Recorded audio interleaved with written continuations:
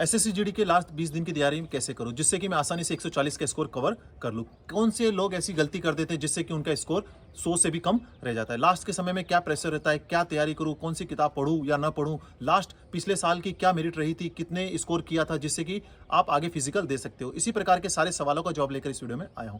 जय हिंद दोस्तों, मैं हूं Jogendra commando, physical trainer, fitness coach. आप सबके अपने YouTube चैनल जोगेंद्र कमांडो पे हार्दिक स्वागत करता हूं। तो दोस्तों, आशा करता हूं कि आप लोग स्वस्थ होंगे, मस्त होंगे और मेहनत कर रहे होंगे।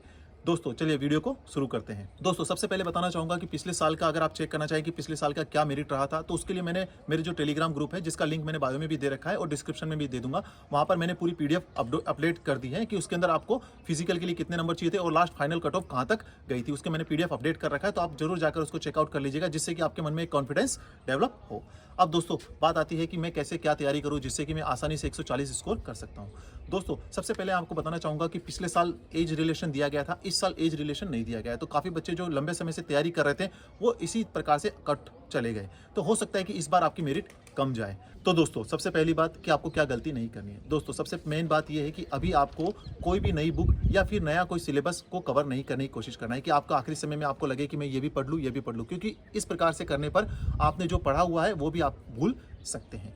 अब आप तैयारी को किस प्रकार से बेहतर कर सकते हैं। दोस्तों सबसे पहले मैं आपको बताना चाहूँगा, अब आपको तैयारी के लिए आप जो आपने पढ़ा है उसको आपको रिवीजन करना होगा। जितना भी आपने पढ़ा है उसको रिवीजन करना होगा, डे बाय डे आपको रिवीजन करना होगा। अब उसके बाद में आप क्या कर सकते हैं, आपको ज़्यादा से ज़्यादा मॉक टेस्ट देने हैं। एक दिन में 2 से 3 मॉक टेस्ट देने हैं। अब लास्ट के जो 20 दिन है, आप उस 20 दिन के अंदर सबसे मतलब कि आप सब चीज़ें से कट ऑफ हो जाइए। आप मोबाइल मत चलाइए, जो भी आप है सोशल मीडिया को यूज़ मत कीजिए और अपना पूरा फोकस अपनी पढ़ाई पे कीजिए, क्योंकि आपको पता है कि आपका जो मेन मेरिट जो है आपका स्कोर पे ही बनेगा। अगर आपका 1 नंबर कम है पर अगर आपका रनिंग और आप मेडिकल भी फिट है फिर भी आपको जॉब नहीं मिल पाएगी। तो आपका मेन फोकस किस पे होना चाहिए, आपका रिटर्न पे, क्योंकि आपका पूरे का पूरा जो फोकस है रिटर्न पे होना चाहिए।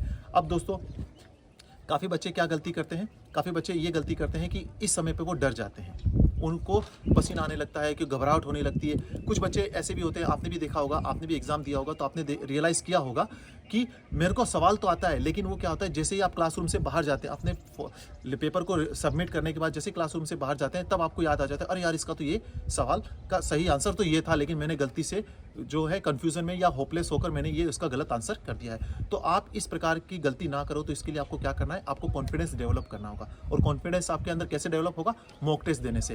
अब आप जैसे ही मॉक टेस्ट देते हैं, मॉक टेस्ट आपको एवरीडे 2 से 3 मॉक टेस्ट देने हैं और आपको उसमें जो भी सवाल समझ में नहीं आता उस सवाल को आप लिख लीजिए, उसको निकालने किताब से चेक कर लीजिए। अगर किताब में नहीं है तो आप YouTube पे सर्च कर लीजिए, डेफिनेटली आपको उसका सॉल्यूशन मिल जाएगा। अगर फिर भी आपके मन में किसी प्रकार का ऐसा कोई सवाल बच जाता है कि सर इसका मुझे नहीं समझ में आ रहा है, तो आप कमेंट बॉक्स कमेंट कर सकते हैं, मैं कोशिश करूंगा जल्द से जल्द आपके जवाब देने की। तो यहाँ पर हमने क्या क्या कवर कर लिया कि आपको नया सिलेबस कवर नहीं करना है, नया सिलेबस या नई चीज़ सीखने की कोशिश नहीं करना है। अपने कॉन्फिडेंस को, एग्जाम के जो प्रेशर है उसको कम करने के लिए एवरीडे आपको क्या करना है, मॉक टेस्ट की तैयारी करना है। और मॉक टेस्ट में जो भी सवाल आपको नहीं आता है आप उसको लिख लीजिए और उसको पूरा करने की कोशिश कीजिए। दोस्तों काफ़ी बच्चे का अंदर प्रेशर हो जाता है, और ऐसी बात नहीं है कि आप ही के साथ प्रेशर होता है, सबके प्रेशर रहता है, लेकिन उस प्रेशर को आप तभी हैंडल कर पाएंगे जब आप मॉक टेस्ट देकर आप अपने सेल्फ कॉन्फिडेंस आपने अप कर लिया होगा। तो दोस्तों यहाँ पर मैंने कोशिश किया है कि आप इजीली आप कैसे आराम से 140 को स्कोर कर सकते हैं। दोस्तों अगर आपको ये वीडियो पसंद आए तो वीडियो को लाइक करना मत भूलिएगा, और आपने अभी तक हमारे यूट्यूब चैनल को सब्सक्राइब नहीं किया तो चैनल को सब्सक्राइब कर बेल नोटिफिकेशन को ऑन कर दीजिएगा, जिससे कि भविष्य में इसी प्रकार की इन्फॉर्मेटिव जानकारी आपको समय समय पर मिलती रहे। तो दोस्तों इसी के साथ मैं अलविदा लेता हूँ। जय हिंद, जय भारत।